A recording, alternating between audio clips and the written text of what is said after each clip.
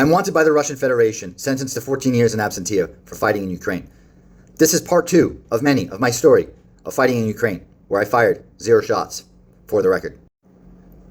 Continuing on from part 1, I had entered the Norman Brigade. I was picked up at a safe house in Dnipro, where I met Herolf and TJ. We left Dnipro, and then we headed to a base in a city called Pokrovsk. Not the Pokrovsk that you know, but another Pokrovsk with an E at the end. And there was a base. We got our gear. They asked me if I want to go to the front. I went to the front with my own gear. They issued me an AK, which is not the one in the photo, but another one.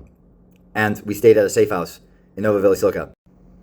We spent almost a month together at that safe house and operating at the zero line in Novovelysilka.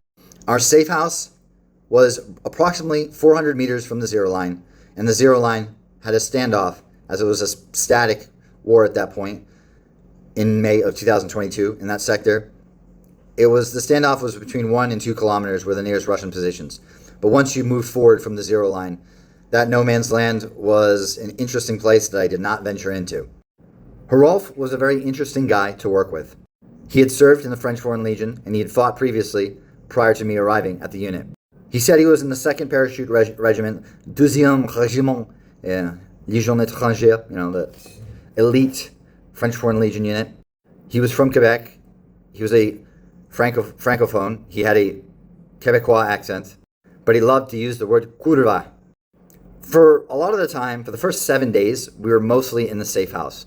And 8 guys in a safe house chatting who don't know me, and I don't know them, and I don't know the entirety of the history of them, is an interesting social dynamic. But we eventually went on to do missions. We recovered a damaged BTR at the zero line, and then we spent a lot of time at the zero line digging trenches, preparing for assaults that never came or came into a different sector, a kilometer, where Azov held the hill. I remember the first time they dropped us off in the trench, or rather to dig trenches. I didn't know where we were, I didn't know what was ahead of us, and I had a vague idea of what was behind us. I was told, dig these trenches, the Russian assault is coming, they'll hit you with artillery first, and then they're going to send BTRs and maybe tanks. And if you're alive, use the SPG that we were setting up the position for to fight them off. We eventually moved from that position because digging there was so hard, and we reconsolidated with the rest of the group. That was a call by Joshua Allen Jones, RIP, to consolidate the group, and it was ultimately a good one. That night was probably the fiercest night of combat I saw in Ukraine, which says a lot and says a little. We got shelled, gratted, we didn't get shot at, and they pushed another sector.